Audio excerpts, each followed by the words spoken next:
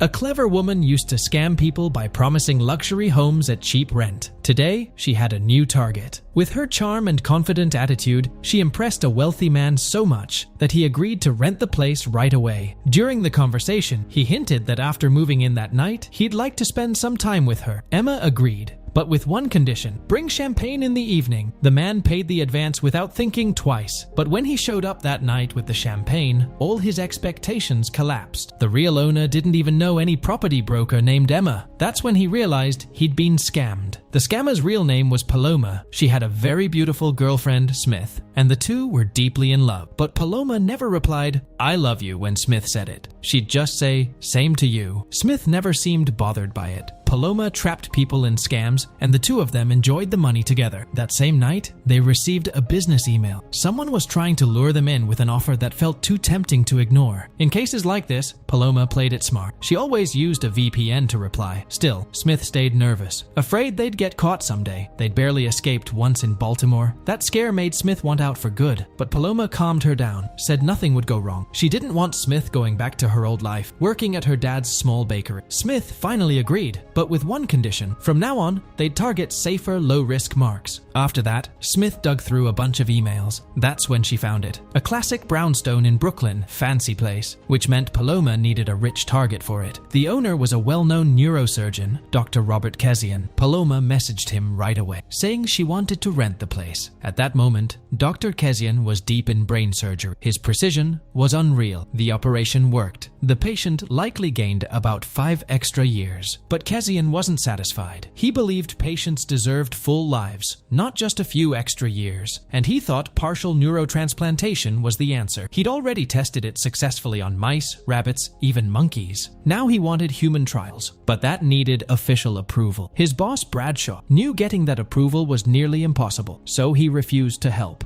That evening, Dr. Kezian met Fleur Forsyth. Fleur really liked the single-family townhouse, 3 floors plus a basement. While looking around, her eyes stopped on a beautiful painting. It was Kezian's wife, Becca. She was a brilliant neuroscientist too, but illness took her away. The deal was almost done. Then, during a handshake, Fleur's hand got lightly cut by Kezian's wedding ring. Kezian quickly cleaned it up and bandaged it. After handing over the house details, he headed back to Florida. Now Paloma had a plan. Same as always: trap 3 targets at once, take a big advance from one, rent the house, then disappear. The alarm code was Kezian's late wife's birthday, November 21st, 74. She shared it with Smith, quietly made a duplicate key, turned off the visible CCTV cameras too. What she didn't know, hidden cameras were still active, and Kezian was watching. The next day, Paloma started her new game, this time as fake real estate agent Molly Bloom, showing the house to potential renters. Many people came, no real interest. Then Tad showed up. He looked more interested in Molly than the house. The moment they stepped in front of a hidden camera, Kezian's phone buzzed, motion alert. By then, Molly had already shown Tad the whole house. Only the financial talk was left. But Tad wasn't there for the house. He wanted Molly. When she refused, he tried to force himself on her. During the struggle, Molly's truth slipped out. Fake agent running a rental scam. Tad snapped. He shoved her down and pulled a knife, tried to control her. Molly fought back. A hard kick. Tad's head slammed, and he got badly hurt. Watching all this, Kezian rushed toward the house. Truth was, he never went to Florida. He was nearby the whole time. Meanwhile, Tad recovered just enough and slashed Molly's neck in rage. Both were bleeding badly. That's when Kezian walked in. 1 injection. Tad dropped within seconds. Paloma collapsed too. Massive blood loss. Hypovolemic shock. When she woke up, she learned Kezian had transfused 10 units of blood to save her life. Kezian was furious. Now he knew everything. Fake real estate agent. Renting houses she didn't even own. Still, he didn't call the cops because he had a reason. A very specific one. He cleaned every trace of blood from the house. Moved Tad's phone and car to another spot. Phone left inside the car. Keys tossed by the roadside. The blood-stained carpet got hidden inside an ambulance. Meanwhile, Paloma forced herself out of bed to escape, but every exit was locked. After a struggle, she picked the lock with a pin and slipped out. Problem was, she had no clue where she was. Then suddenly, a big guy grabbed her from the dark. Back home, Smith kept calling, but Paloma's phone stayed switched off. Next day, a cop showed up at Kezian's house. Tad's wife had reported him missing. Last phone location pointed to this area. The cop asked straight questions, but Kezian played it smooth, acted clueless. For now, the situation stayed under control. Future? Still uncertain. Paloma had a chain around her neck now, locked up, fully under someone else's control. Elsewhere, Kezian was watching old videos of his wife, clearly lost in some heavy thoughts. That evening, he brought dinner to Paloma. She didn't want food. She wanted freedom. She couldn't understand why she was being held like this. Kezian gave only one answer. She had become dangerous to others. Paloma snapped and lunged at him, but he stayed out of reach. She started shouting, loud, desperate. That's when the nurse showed up, the same guy who had grabbed her during the escape. On the other side, some guy was clearly hitting on Smith, but her mind wasn't there. Paloma wasn't replying to calls or texts, and it was eating her up inside. Back with Paloma, when no escape route showed up,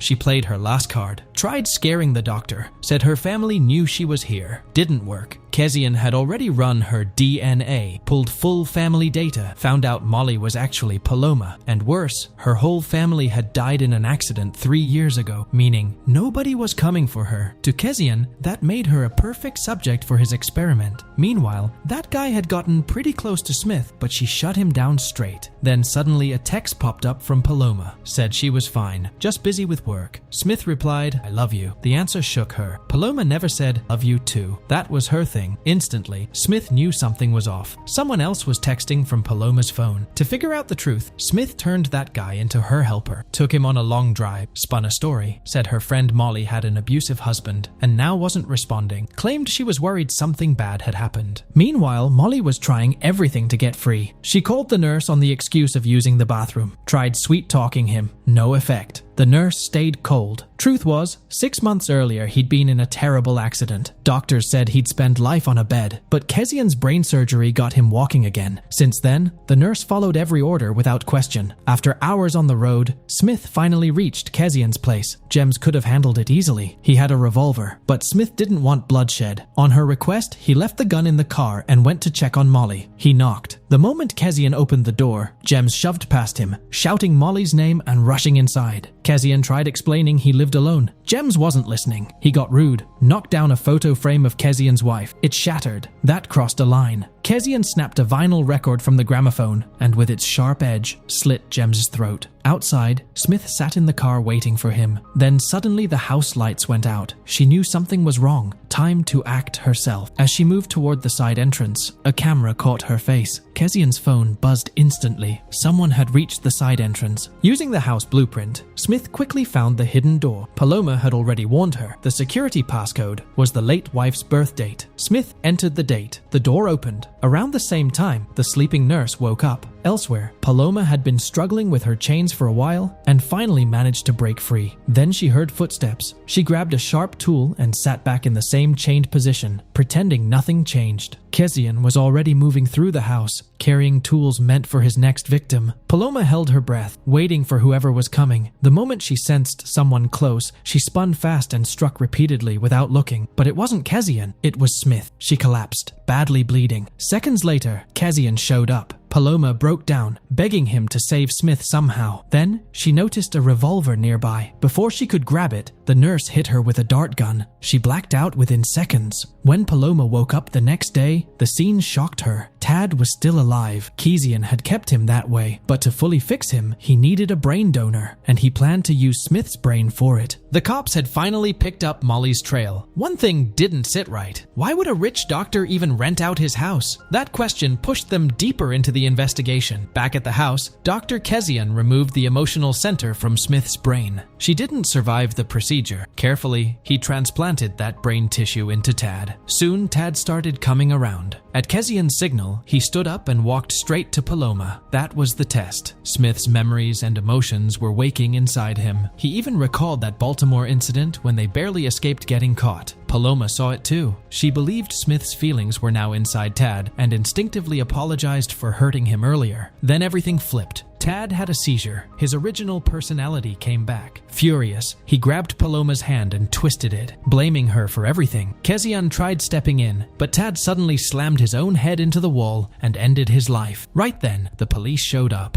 They questioned Kezian about Molly Bloom, described as a skilled scammer, and asked for camera footage. Kezian stayed calm, said guests often unplug cameras, so nothing inside was recorded. Only the main entrance footage existed. As for Molly Bloom, he claimed he didn't know any such agent. Yes, he had met a real estate agent about a week ago, but her name was Fleur Forsyth. He even had email records to back it up. When that didn't help, the officers cut straight to it. They were searching for a missing man, Tad Terabant. Kezian repeated what he'd already told another officer. He didn't know the guy. With no hard evidence, the police had to leave. Still, the same address linking Fleur Forsyth and Molly Bloom, fresh paint on the walls, and carpet tape stuck to a floor with no carpet. Those details were enough to keep suspicion alive. Meanwhile, Dr. Kezian was getting restless. The police questioning and memories of Becca were messing with his head. He finally made up his mind. No matter what, he was bringing Becca back. And for that, he started planning how to pull his boss Bradshaw into the game. Meanwhile, the nurse was shaving Paloma's head. She tried hard to talk him into helping her escape, said they were almost like brother and sister and could run away together. But he didn't fall for it. He dragged her toward the operating room. Then something shifted. Seeing the bodies there got to him. He suddenly freed Paloma and shot himself. The gunshot brought Kezian running. He grabbed Paloma, put her into an ambulance, and moved her to a secret location.